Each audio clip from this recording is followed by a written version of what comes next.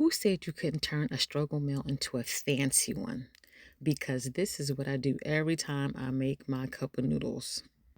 So for my next bowl, I use the hot and spicy shrimp. And I don't use all the contents that's in those little packets because it's just way too much salt for me. So after I make them, I just transfer it to a bigger bowl. Then I place my snow crab leg and my corn in the bowl.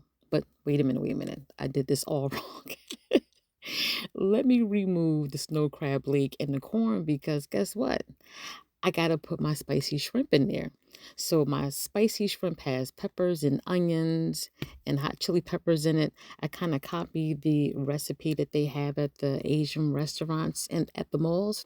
So I normally get it, but this time around I said, you know what? Let me just make my own, and I can just put them in batches, vacuum seal them, put them in the freezer, and then use them for whenever I want to use them.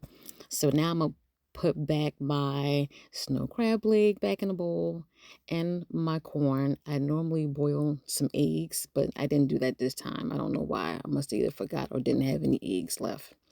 And another thing that I copied from Yard House, their salad, the kale and romaine Caesar salad is the bomb. I love that salad.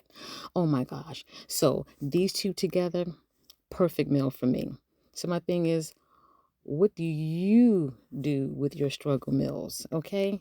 Let me know in the comments. Talk to you soon. Bye.